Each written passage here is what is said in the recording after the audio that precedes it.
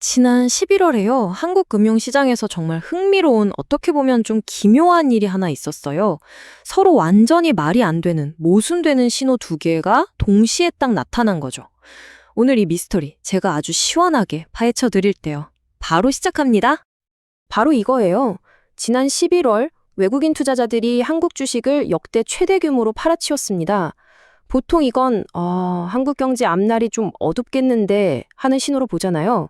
그런데 정말 이상하게도 바로 그 같은 달에 한국 국채는 역대 최대로 사들였어요. 이건 또 반대로 한국 경제 안정적이야 라고 보는 거거든요. 아니, 같은 시장을 보면서 어떻게 이렇게 완벽하게 반대되는 행동을 할 수 있었을까요? 하나의 시장을 두고 내린 두 개의 극단적인 판단.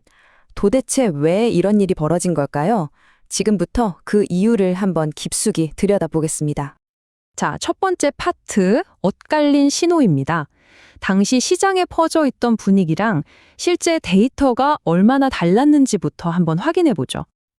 그때 우리나라 분위기만 보면요, 한국 채권에 대해서는 진짜 비관적이었어요. 많은 언론이나 전문가들이 이제 금리 인하 기대는 끝났다, 오히려 다시 오를 수도 있다고 봤거든요. 분위기가 어느 정도였냐면 일부 증권사에서는 고객들한테 지금이라도 국채 파는 게 나을 것 같은데요? 라고 조언할 정도였다니까요. 하지만 이런 국내의 비관적인 분위기랑은 완전 딴판으로 외국인들은 전혀 다른 생각을 하고 있었던 거죠. 그리고 그 스케일은 모두를 깜짝 놀라게 만들었습니다. 이 그래프 좀 보세요. 와, 말이 안 나오죠? 그 전 달들이랑은 아예 비교가 안 됩니다. 11월 단 한 달 동안 순매수한 금액이 그야말로 압도적이죠. 무려 17조 원, 역대 최대 기록을 그냥 갈아치운 겁니다. 한 달 만에 17조 원이라는 어마어마한 돈이 한국 국채 시장으로 쏟아져 들어온 거예요. 그럼 대체 뭐가 이런 폭발적인 매수세의 방아쇠를 당겼을까요? 그건 바로 금리였습니다. 한국의 10년 만기 국채 금리가 3%라는 상징적인 선을 딱 넘어서는 순간 외국인들은 마치 기다렸다는 듯이 움직이기 시작한 거죠. 자, 그럼 이제부터가 진짜 핵심입니다. 다들 안 좋게 볼 때 외국인들은 도대체 뭘 보고 한국 국채가 그렇게 좋다고 판단했을까요? 그들의 시선에 포착된 세 가지 핵심 이유를 지금부터 정리해 보겠습니다. 첫째는요, 금리 자체가 아주 매력적인 수준까지 올라왔다는 판단. 둘째는 좀 역설적이지만 한국 경제가 가진 구조적인 한계. 그리고 마지막 셋째는 세계 국채 지수. 바로 WGBI 편입에 대한 아주 강력한 기대감입니다. 하나씩 자세히 뜯어볼게요. 첫 번째 이유, 매력적인 금리 수준. 이게 무슨 말이냐면 채권 가격이랑 금리는 시소 같은 거거든요. 한쪽이 올라가면 다른 쪽은 내려가요. 금리가 높다는 건 반대로 말하면 채권 가격이 그만큼 싸다는 뜻이죠.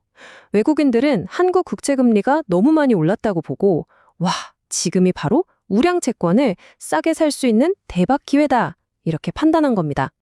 자, 이제 두 번째 이유인데요. 이게 진짜 재밌는 부분이에요.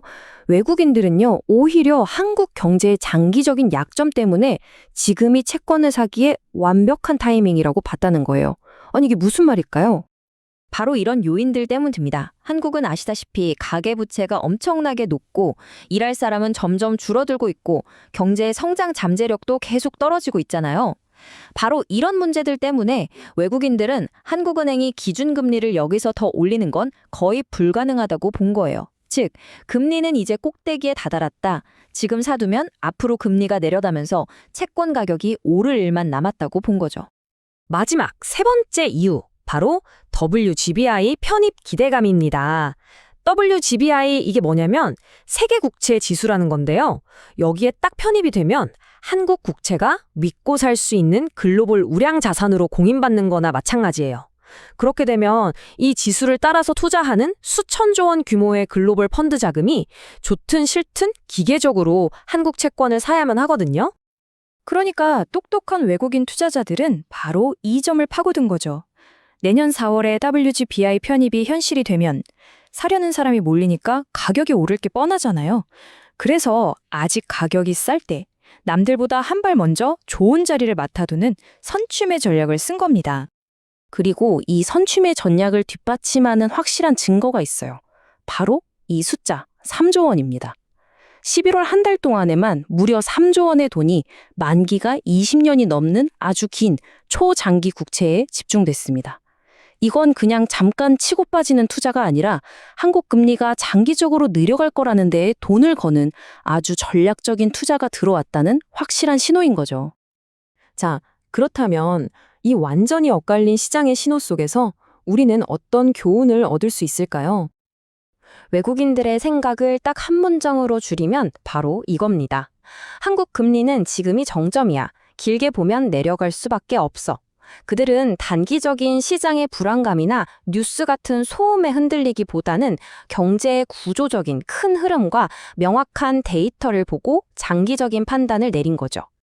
결국 이 모든 이야기는 우리에게 아주 중요한 질문 하나를 던지고 있어요.